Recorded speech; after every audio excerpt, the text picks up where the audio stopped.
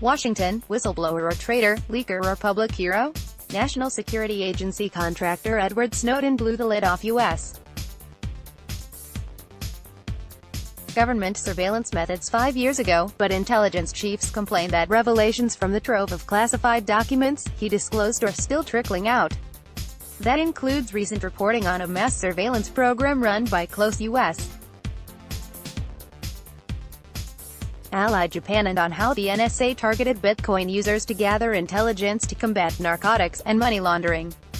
The Intercept, an investigative publication with access to Snowden documents, published stories on both subjects. The top U.S. counterintelligence official said journalists have released only about 1% taken by the 34-year-old American, now living in exile in Russia, so we don't see this issue ending anytime soon.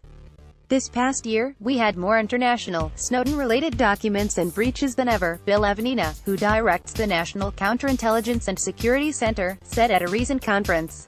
Since 2013, when Snowden left, there have been thousands of articles around the world with really sensitive stuff that's been leaked. On June 5, 2013, The Guardian in Britain published the first story based on Snowden's disclosures. It revealed that a secret court order was allowing the U.S. government to get Verizon to share the phone records of millions of Americans. Later stories, including those in the Washington Post, disclosed other snooping and how U.S. and British spy agencies had accessed information from cables carrying the world's telephone and internet traffic. Snowden's defenders maintain that the U.S. government has for years exaggerated the damage his disclosures caused.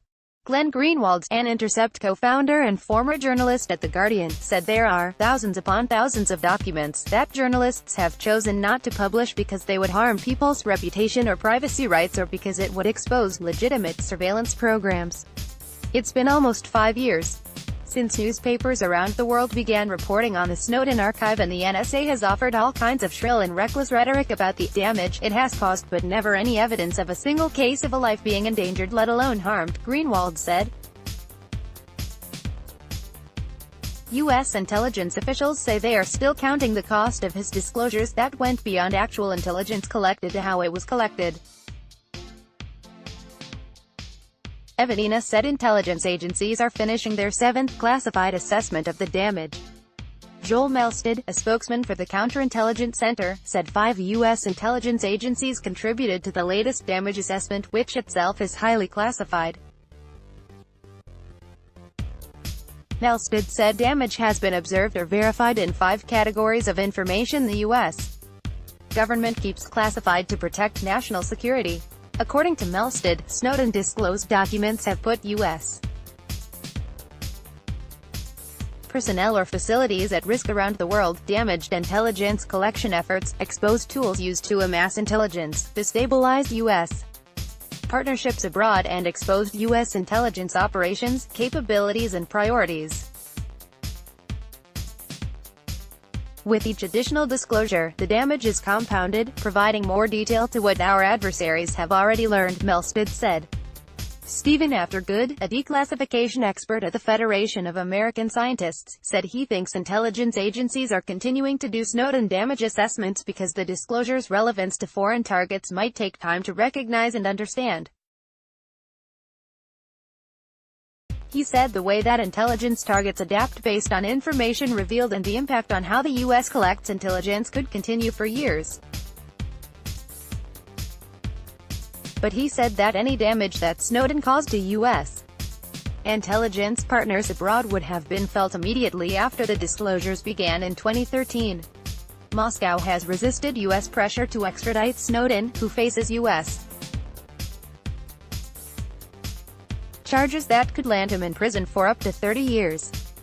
From exile, Snowden often does online public speaking and has been active in developing tools that reporters can use, especially in authoritarian countries, to detect whether they are under surveillance. Snowden's supporters say that the government is exaggerating when it claims he took more than 1 million documents and that far fewer have actually been disclosed. "I think the number of NSA documents that have been published is in the hundreds and not the thousands," said Snowden's lawyer, Ben Wisner. He said the government has never produced any public evidence that the released materials have caused genuine harm to U.S. national security. The mainstream view among intelligence professionals is that every day and every year that has gone by has lessened the value and importance of the Snowden archives, Wisner said. The idea that information that was current in 2013, and a lot of it was much older than that, might still alert somebody to anything in 2018 seems like a stretch. Greenwald said the journalists were handed some 9,000 to 10,000 secret documents under the condition that they avoid disclosing any information that could harm innocent people, and that they give the NSA a chance to argue against the release of certain classified materials. "We've honored his request with each document we've released," Greenwald said. "In most cases, we've rejected the NSA's arguments as unsubstantiated, but always gave them the opportunity for input, and will continue to do so." He said that in 2016, The Intercept announced a program to disclose Snowden documents in bulk and open the collection to journalists and other experts around the world. Greenwald said that since then, hundreds of documents have been disclosed at a time after careful reviews.